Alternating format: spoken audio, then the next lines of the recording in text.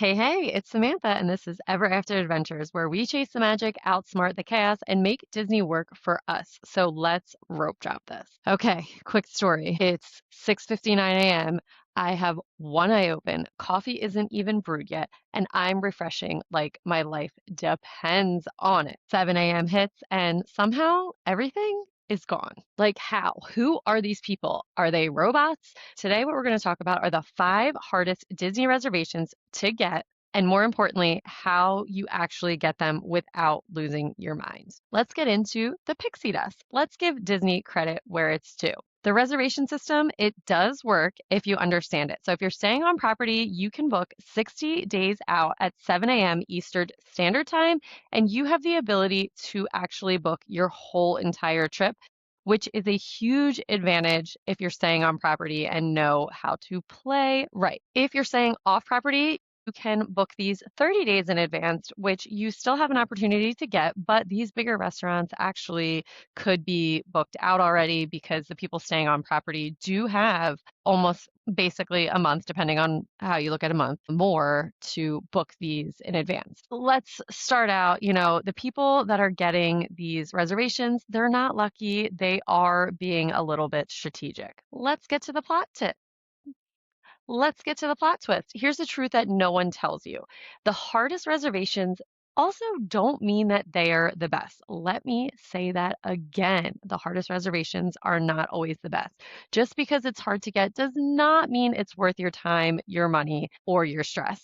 And we're going to break that down right now. We're going to give you the top five, starting with number five. And I have been to three out of the five of these. And I'm going to talk to you why I'm still hesitant about going to the other two. And you can tell me if it is worth it to go to those other two. So the first, number five, is Ohana, breakfast. Now let's talk about breakfast first dinner because this one kind of surprises people the most. Breakfast is characters. You have Lilo, you have Stitch. It's family fun style, but I will tell you about my experience. My husband and I went, just the two of us, when we went on our trip in August. And I was super excited that we snatched the reservations. We had tried to get reservations there before when we went with the kids, and we went in August. It was much less crowded when we went in August. And so we were getting these reservations. Like we could have gotten Victoria and Albert's if we wanted to go there. If you know, you know. But we sadly we did not go there. But anyway, and it's not even on the list, so maybe it's not that hard. I don't know. Anyway, so I got the two of us Ohana for the day that we left breakfast, and we had been there for dinner. But I thought, all right, let's get there for breakfast. And I guess like if you love Lilo and Stitch, it's gonna be good. But the actual food was like nothing to rave about. They had the pineapple pudding, they had the Mickey waffles, they had typical, but it was obviously prefix menu, and I felt like the food was definitely not memorable. We personally like Cape May Cafe better with the kids, and the two of us went and we do not have to go back. It was not life-changing. However, when we went for dinner, it was a whole different story. So our first trip with our kids was in October of 2022, and I was so lost in the sauce when it came to Disney, and it's still crazy how much things have changed in 4 years with Disney, but that was my first real researching everything. Character dining and just dining in general really wasn't like on our list. And like I said, like we had never, when was growing up, we did not do the dinners. We did not do the rest days. We did not even stay on property. So as an adult, I'm doing Disney very differently, and my kids will have a different experience. But I was able to like snag some reservations as we were there because a lot of times that's another thing that people don't talk about. You can get reservations the day before, the week before. I was just on a forum where someone was asking about the barbershop in Magic Kingdom, which we actually did. And that was something that I did try to prioritize with Parker when we went in October. Yeah, when we went, or November, when we went November. And I could not get a reservation. So I signed up for like Mousekeeper or whatever. And I was able to snag one like the night before someone had canceled, and it was worth it. So anyway, I digress. Let's talk about dinner at Ohana, which is not as hard to get, but we were able to snag reservations at fireworks time, which we also did not know. Again, like I had never even, I was at the Polynesian for my high school class trip, but other than that, I had never been there, and it's obviously way different there. So I realized all of a sudden they start like putting the lights down and the music starts pumping through, and I'm like to our server, oh my gosh, are we gonna actually be able to watch the fireworks? And they're like, isn't that why you made the reservation at this time? And I was like, no, not really. So anyway, dinner was great. The family style is awesome. I love the noodles. I love the egg rolls. It was so much food. Like we left incredibly full, and I would highly recommend dinner. Again, if your kids love Lilo and Stitch and you want to get to the Polynesian, that's great. But I do think that there's other places that you could go for the price of it. Like, we will not be taking our kids unless one of them is begging to go. So here's the takeaway: breakfast is skippable depending on your priorities, and dinner is worth stalking for the time that you want. Like, if you can get it during fireworks time, I highly recommend. Coming in at number 4 is Topolino's Terrace Breakfast. And this is one that we also went to. It was my first time at the Riviera when we went over there. And let me just tell you, that view is stunning. Like, this is the one where you walk in and immediately feel like, okay, wait, this is a different level. Riviera Resort, it has the views. The food was actually good, not just Disney good. The characters in their outfits, they were so fun. We ate here and it's certainly delivered. I would highly recommend. This is one of the few where it's hard to get and it is truly worth it. And I will say, in the past, we had tried to get reservations there and we were unable, but we did make it a priority for our trip last year, I believe, and we were super happy with it. Like, I would totally go back to it again. The food was good, the service was good, and like I said, the characters were great, and I loved walking out on the terrace afterwards and just looking at the views and really taking it in. So I do understand why it's a hard one to get if you want a higher level of Disney breakfast, not just the Mickey waffles and eggs. Like, I would definitely get this one. Cinderella's Royal Table, you knew it was going to be on the list. It is number 3, and this is one people dream about, and I do truly, truly get it.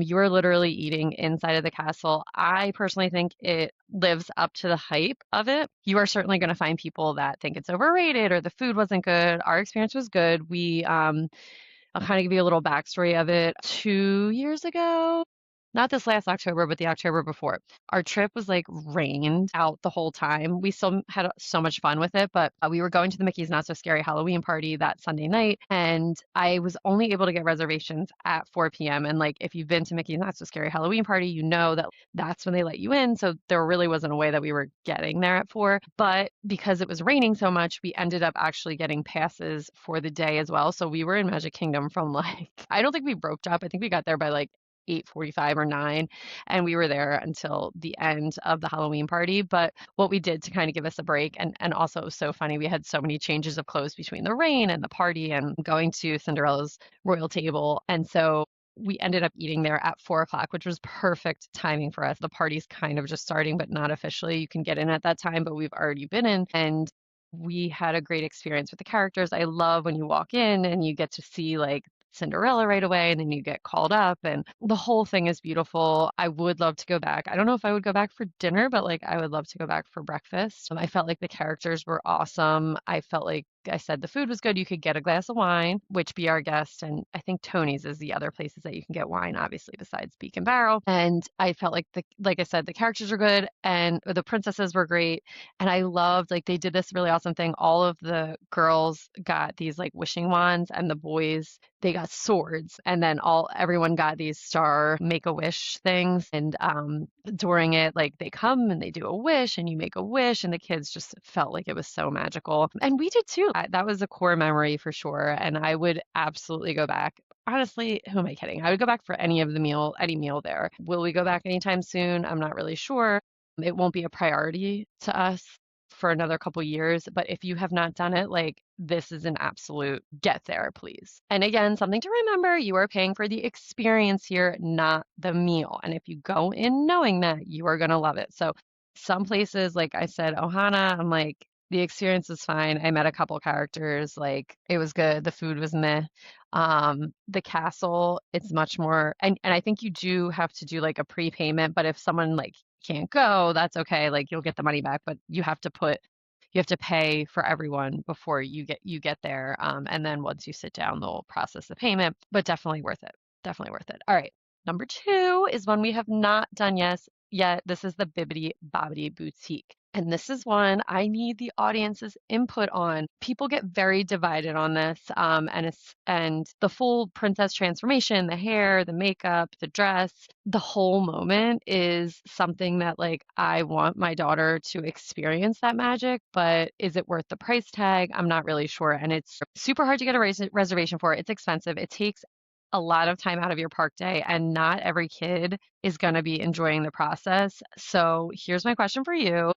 Is it worth it or is it overhyped? Let me know what you think. You can literally tell me. You can DM me, you can comment on this. I really need to know. A couple things, to keep in mind right now. It's very, very hard to get reservations because Disney just did a cease and desist with all businesses coming into Disney hotel property to do the Disney makeovers. I know some of my friends have done really, really well with getting those done and they've been super happy and it's not as expensive and like you can do it in the morning and then go over to the park. But like I guess that's where I'm kind of because like you are wasting a lot of time of your park day and what if you want to go on Tiana's after like you have to really build it into your schedule in a way that's like going to make it work for you. You want to is my daughter going to want to go on Seven Dwarfs Mine Train with her hair like this and this big dress? And so I don't know, maybe one day like we'll just go in for that kind of specifically, but it's something to think about. And I really need to know. What do you think? Is it worth it? Is it a core memory? If it's a core memory, I'm down for it. If not, like we can skip it, just like I've kind of always skipped Chef Mickey's. I might get some slack for that. But anyway, let's get into the number one. Did you guess it? Because it's not Victoria and Albert's. It's actually Space 220 Lounge. Let's talk about this unicorn Space 220 Lounge, which I have never been to. And at this point, I'm convinced the reservation is either one, a myth, or B, a full time job to get into because we have never been able to get into it. And I'm going to try again when we go in August to get a reservation there, but who knows? So you're going to space if you haven't heard of this one. There's an elevator simulation, there's earth views, it's a super immersive environment. But what I keep hearing and seeing is that one, it's harder to get in than the actual restaurant. People are refreshing and it disappears instantly. And the thing with this one, even though it's number one, the reviews are mixed. Some people love it and some people are like, I do not understand. And I'm really hoping that we can get a reservation in August so I can let you guys know. But this is like the perfect example of it is number one on the list, the hardest. But is it a must do? Like, I don't feel like I've been missing out when I go to Epcot just because I haven't gone to the Space 220 Lounge. So I'll report back in September. So now let's get to the magic move. Let's talk about how you actually get these reservations. Write this down. You're obviously going to do first. This might be common sense, but maybe not. Book the hardest first. Do not start with the easy reservations. Go straight for Space 220, Cinderella's Royal Table, Topolino's, whichever one that you really want to get to, and go to that first. And again, book on the back end of your trip because people who are going there before you and staying on campus, on property, will have already booked maybe the beginning of your trip. So start at the end and work to the beginning. Number two, use your full trip advantage. Again, if you're staying on property, like I just said, you're booking 60 days before check-in plus the entire length of the trip. So like I just said, your day 5 reservation is going to be less competitive than your day 1 reservation. So book on the back end. Number 3 is check at weird times. People cancel 24 hours before, 2 to 3 days before, and same day. So like I was kind of just saying with the barbershop, how hard it is to get into, we didn't get that until like 12 hours before the reservation and I like booked it right away. Midday and late night check-ins, like that is going to be something to remember. Like people's schedules are going to change. So just because you didn't get it at that 60-day out, there's plenty of things that you can sign up for that like we've done before. I think it's Mouthkeeper. I might be saying it wrong, so I apologize if I did, but I'll link what it actually is. And you can get alerts. It's like $15. And again, don't get frustrated like for the barbershop. I would get one, I'd go right in, and the reservation would be gone right away. And that happens with a lot of the high-end reservations because it's getting blasted out to anybody that is signed up for it. So don't get disappointed.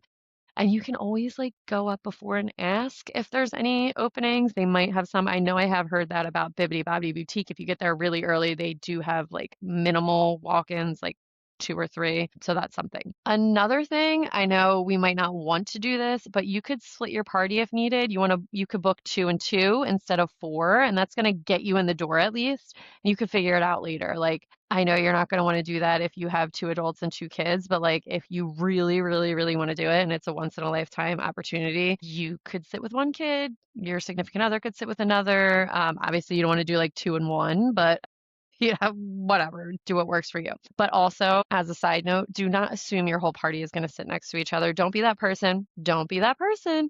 I see it on the forums all the time. Well, I booked four and four, so they'll put us together, right? And it's like, no, that's not how restaurants work. Have you worked in a restaurant? If they can help you, I'm sure they'll try, but if they can't, too bad. Let's go to the last part. If I were you, if I were you, I would stop chasing every hard reservation. You do not need to go to everything on this list on your one trip like I tried to do on our first Disney trip with kids. Pick one or two that actually matter to your family because the goal is not, again, to win Disney. You're not trying to get in everything. You will have a great time if you don't experience all of them. Although I have experienced three of the five, I haven't done them all in one trip.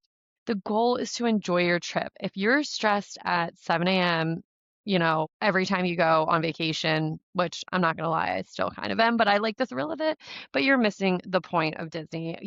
There are plenty of things for you to do that do not require you to go to one of these five restaurants or five experiences. Like your trip will still be fun. So let me know what you think about this. Let me know if you think this list is truth or if there's other restaurants that are more difficult to get into. And let me know what you want to talk about next week on the podcast. I am, as I said, still kind of building this. I've had great responses from it and had some great listening reviews. So thank you for that. I didn't think anyone was going to listen, but I appreciate you putting the time and effort into this. If there's a specific thing that you want to talk about, I am all ears and I'm willing to put in the energy to it. So thank you so much for being with me today. Remember, keep the magic, skip the chaos, and I will meet you on Main Street.